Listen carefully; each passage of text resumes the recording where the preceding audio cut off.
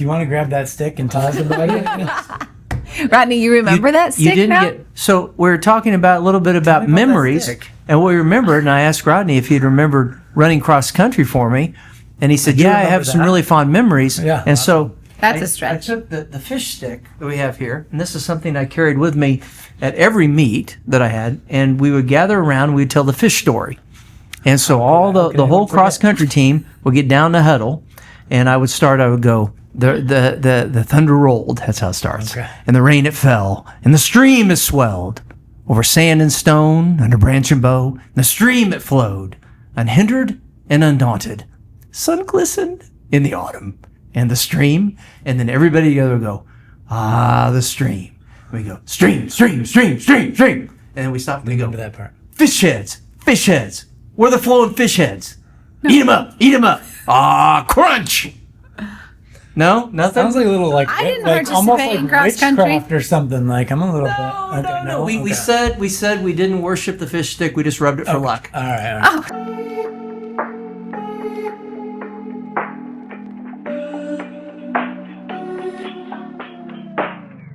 Welcome to the Pointe podcast. The Pointe is brought to you by NorthPointe's Bible Department as an outreach for NorthPointe Christian Schools and for outside listeners curious to know more about the grand story of God and the Bible. We're so glad you joined us. So let's just get to the point.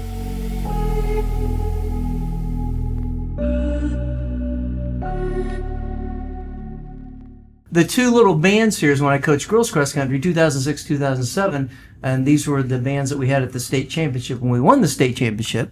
And I was just saying to Rodney that we had some really good boys teams. There were times we won the regional, never won the state, but did go to the state quite often. When we would go to the state, we'd bleach our hair.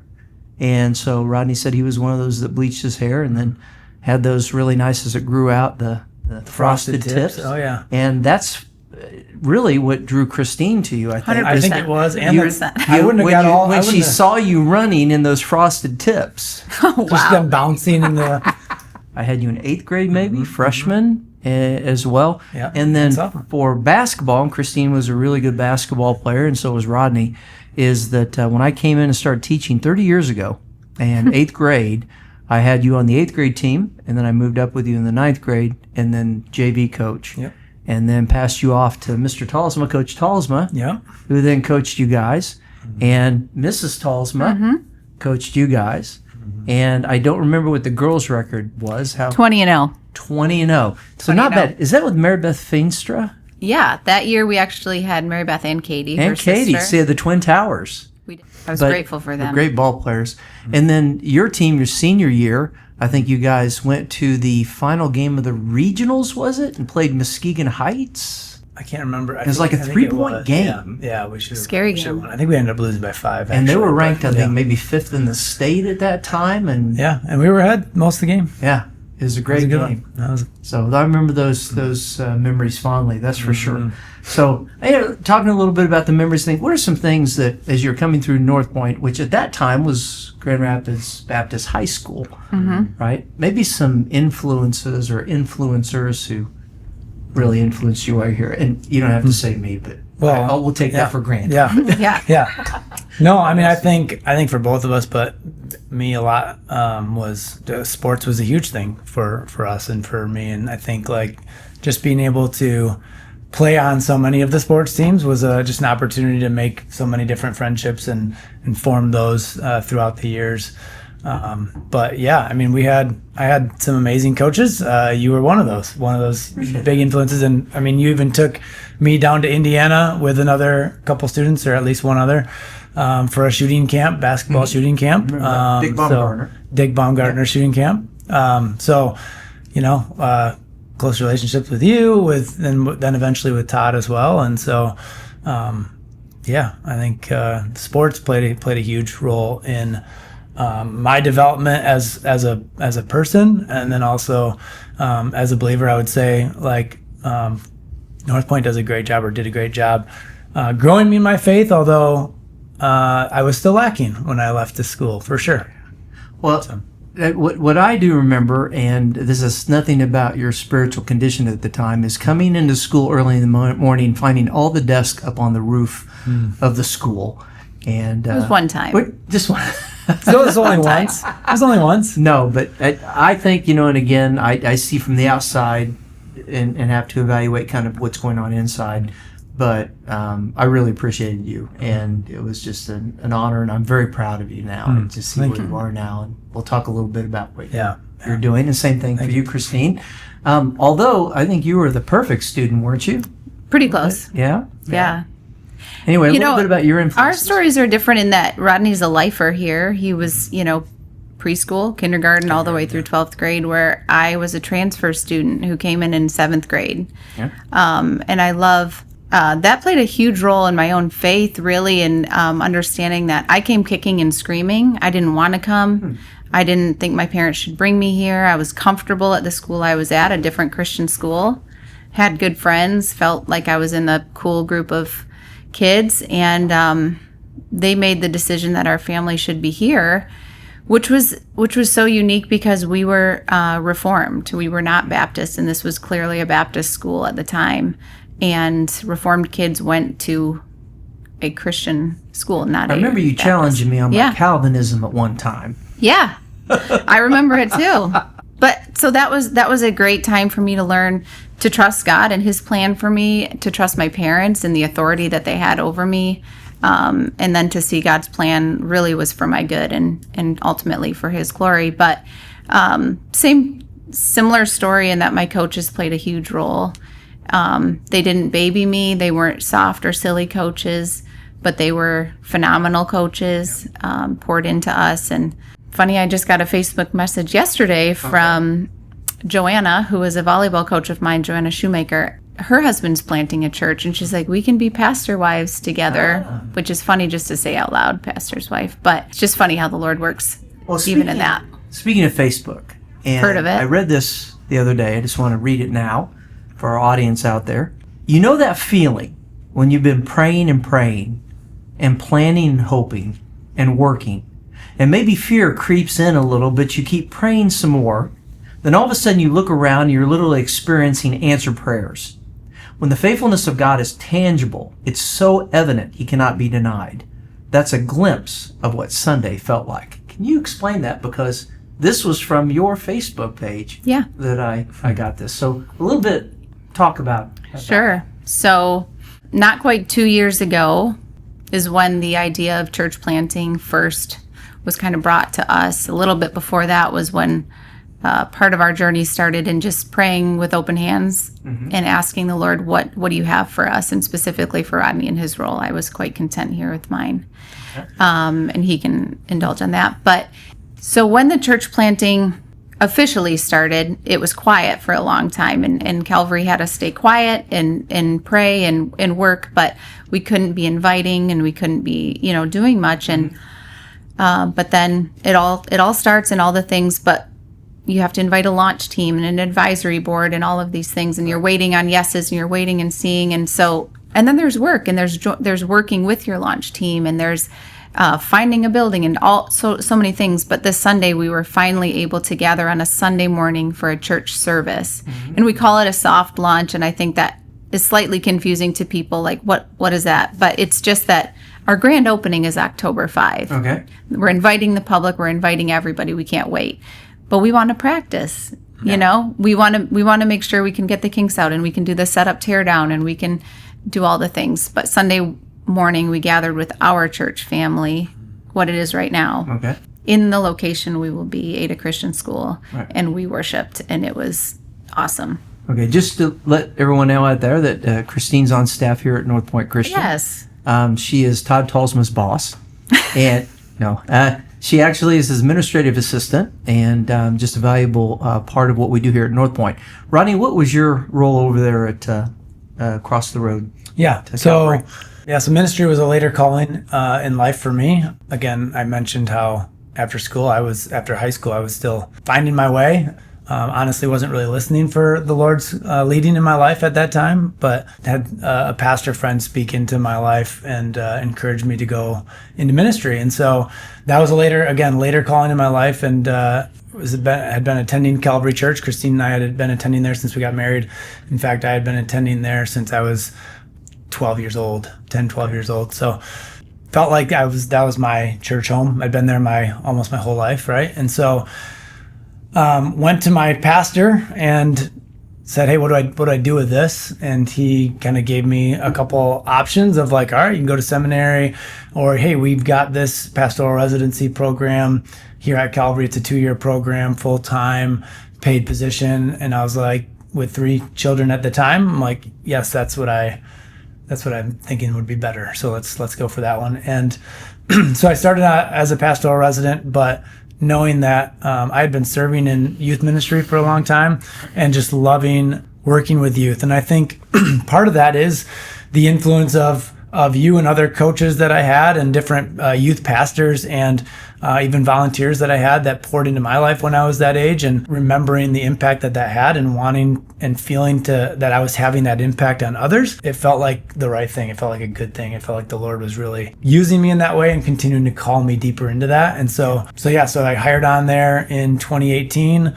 and then 2020, right when COVID hit, they hired me on as a ministry assistant for youth ministry for high school and for 7th and 8th. And then a couple years later, I took over as the 7th and 8th grade youth pastor there. So I was on staff in that capacity for about 3 years, up until this past June, just a few months ago. Okay. And then as far as the moment you said, yeah, let's do this, right? At what point in time, or how did that happen? What does that look like? As far as for the church plant? Yeah, for the church plant. So, and by the way, what's the name of the church plant? Church is called Frontier Church. Frontier Church, yep. Okay. And it's in Ada, at Ada Christian School, so we can talk more about that. But honestly, I was serving in that 7th and 8th grade youth pastor role for a few years, just feeling like I was really loving it, but also continually asking the Lord, like, what might be next? If it's this, I'll do it joyfully. But is there something that you're asking me to change up here? Is it something different at Calvary or something different outside of Calvary? And so just, again, as Christine mentioned earlier, kind of holding that job very loosely with open hands and allowing the Lord to just take it if you want to take it, put something else in that hand if you wanted to. And so when I started really praying about that, it was only a few months later that the Lord really kind of brought this idea of church planting to mind. And so a different pastor it's not just you, right? Correct. A different pastor from Calvary Church. Okay. He was our young adults pastor. His name is Mark Scopp.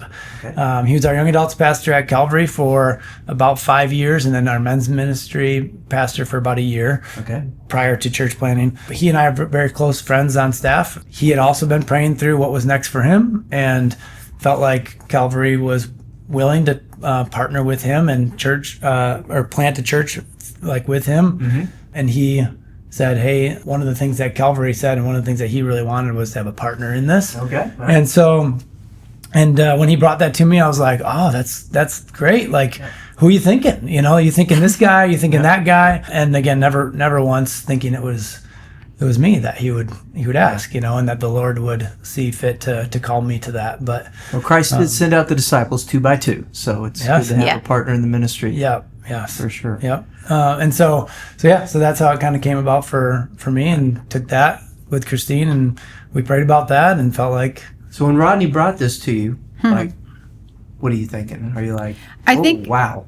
I think because we had been in a season of asking the Lord, and I just want to be clear, we loved serving I served alongside Rodney at Calvary. I was a volunteer, but we loved that ministry. We loved being at Calvary. That was a wonderful church home for us. We weren't, Lord, get us out of here. But we just wanted to remember that the call is to serve the Lord and not just Calvary Church, and just being open to that.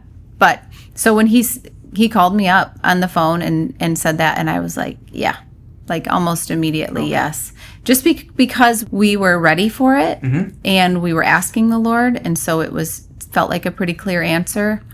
And I always kind of like exciting new things, especially when you don't realize how much work they're going to be. All right, so what's one of the biggest surprises in planting the church? Good or bad, what are some surprises that you've kind of encountered? You thought, I didn't realize it was going to be this, or... Yeah, I think one of the surprises, and I think maybe a challenge, has been like when we've asked people to be a part of what we're doing. I think surprises are like the people who have said no, but also on the other side of it, the people who have come kind of unasked even, and been wanting to jump in and be a part of it. So I think that's one of the surprises for me. How about for you? I was kind of thinking the same thing. I mean, we did write out a list of people to speak to and prayed over that list and things, but the group that God had was so different than that. But that was part of the joy Sunday too, was looking around at the people that are in that room, and it's incredible. And it's so fun who God has brought. And so I'm just grateful that once again his plan was better than mine. So is the auditorium right now, is it the cafeteria, is the gymnasium, where are you guys meeting It's then? It's what they call, I think, their commons, Okay. which is right outside of their library on one They side use of it a gym. for So- chapel, Uh-huh. for Ada Christian. So it has a screen, but no stage or anything like that. But we bring signs and flags and all the things and try to make it look like Frontier Church. Okay. Why Frontier? What's behind the naming? So this whole thing really was a vision from the Lord to Mark Scopp, the other pastor. Okay. He woke up from sleeping one night at 4:00 in the morning with a dream that he saw what he says was for sure a church, like a small Did he church. have plant. the dream when he was on Frontier Airlines? Is that? He Nope. did not. No, okay, it wasn't, No, okay. he was driving a Nissan Frontier though. Oh, well, there we go. He wasn't that. No, but he woke up with a dream and said, "Oh man, that was a church plant," and he had been praying over church planting specifically, and that was at a building in Ada that he was familiar with, Okay. and then the next day, same kind of deal, 4:00 in the morning. He's like, I sleep really well at night. I don't wake up at 4:00 in the morning ever. So 2 days in a row, woke up the second day that he woke up, had a name, Frontier Church, Okay. and a vision statement to help people live out their purpose for the glory of God. Now we've slightly modified that. Our mission statement is that Frontier exists to help every man, woman, and child joyfully live out their purpose for the glory of God. Really, so that name Frontier was really something that he felt like the Lord gave him in a dream. So And that fits right in line, really, with our mission statement here at NorthPointe. That we are equipping the students to impact the world for Jesus Christ, and I think that's true even of you too as well. So what will your role be there at Frontier? It seems that the pastor's name is Mark. Mark. Yep. He'll be the lead pastor. Is that correct? Yep. So that's kind of his title as lead pastor. My title is associate pastor. Okay. But right now that seems to be a lot of administrative stuff as far as volunteer coordination, children's ministry, kind of working through and figuring out curriculum and different things for that, and policies and procedures and all those things. Okay. But also I'll get to do youth ministry stuff as well. So our hope is for actually 6th grade through 12th grade, we'll have Wednesday nights starting up in the middle of October. Okay. We'll have youth ministry stuff. So Good. And your role? Pastor's wife. Pastor's wife. There's a lot to that. Okay. I'm So, learning. Are you planning on maybe kind of helping out with the same things you did over at Calvary that you would Oh, yeah. here at Frontier as well, and just kind of coming alongside? And, So right now, Pastor's wife looks like Saturday morning unboxing of all of our equipment, managing volunteers, Yep. getting pizza, whatever that is. Sunday morning, it looked like helping in hospitality, helping volunteers know what to do, helping with setup, tear down, greeting people. It's fun. All right, well, let's bring it back to NorthPointe, where we are. So for current students, what encouragement can you give them for really trusting God, stepping out? What would you give them in way of I wish I could challenge? just be so clear that trusting God and being obedient to his word and his calling is so good that it's not something to be afraid of, or it's what you'll be giving up or what you'll be lacking. It's just so good. And God was kind to us and kind of gave us some initial calls earlier. Our first one, I feel like, was adoption. When he proved himself faithful to us, it taught me how he can't not be faithful. So when he calls, we don't know what it's going to look like in the end, but just that we can trust him. So when he's given us other callings or our path has looked hard in some different things. We lost Rodney's dad 8 years ago, and that was very difficult in all different circumstances. But I can't doubt his faithfulness now. So when he calls us to church planting, and that looks like the stripping away of the church family that our family has known for 23 years, it looks like the security of just showing up on a Sunday morning and going to church, the ease of that's gone, that it's okay, that he'll be in that too. And but when I look at the students here, I want them to love his word and to just believe it, and to be like, it's worth it, and not pursue those earthly things that feel so important at the time, Right. but to trust that his plan is better. And I would say going kind of along with that would be what I didn't do well. What I would encourage students in is to really be asking and seeking the Lord for his will, for his guidance, for what he has in store laid out for them, knowing that his way is the best, and that's ultimately, he'll get you there eventually, like he did for us. But man, I wish that I would have followed that calling earlier, or at least heard that calling, listened for that calling.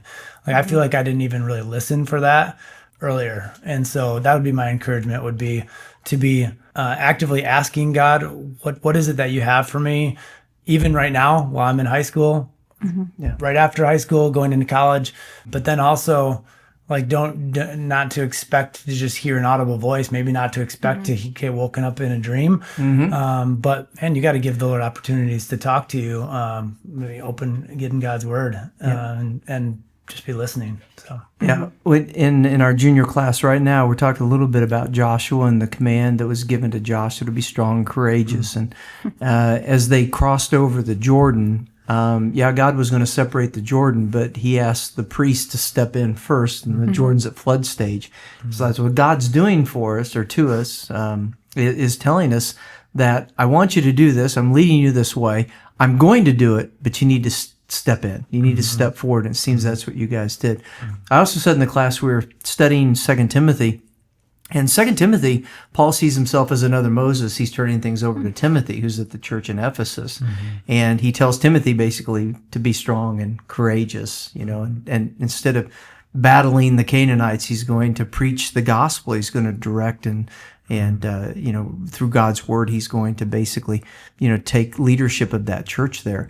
And I also told them that what Paul says to Timothy in 1 Timothy about not being ashamed of his youth, right? Timothy wasn't 17-year-old or 18-year-old. He was in his 30s, maybe even in his 40s. And I said, this verse seems more applicable to someone, and I actually used your name, to Rodney Velting, Christine Velting, as they kind of take charge of what they're going to be doing here at Frontier Church. So Thank you. I'm proud of you guys. I really am. I mean, I look at legacy and our training guys and girls to impact the world for Jesus Christ. And when I see two alumni doing that, and ones I started with, so it's from 30 years, it just really. Yeah. And I think one more thing of encouragement is when you do follow after it, and Christine alluded to it as well, it's when you act out in faith, and that's contagious, right? It impacts those around you.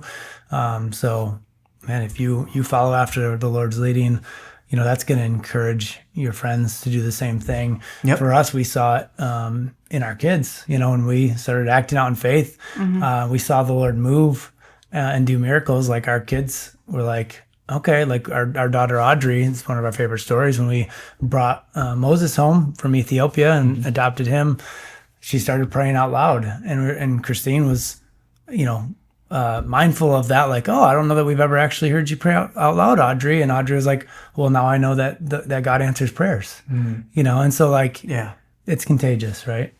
Well, I think it's time for the fish story. No, Wow. I'm just kidding. But I think that's a wrap. I Wonderful. appreciate you guys coming on, and again, just want to say I'll keep you guys in prayer, and Now we can plug the church.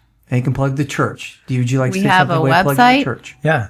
Go for it. It's frontierada.org. Sorry, Christine, I stole that from you. That's okay. But yeah, and we meet again at Ada Christian, 10 o'clock Sunday mornings. Okay. October 5, and then October 12, October 19. Just keep coming. Okay. All right. Well, Thank I you. think they got the point. Yeah. Yeah. Thank you. So, want to thank you all for coming. Our first podcast of this fall. Be coming to you hopefully every couple of weeks. Thanks for coming in. Thanks for having us. That's it. Take care.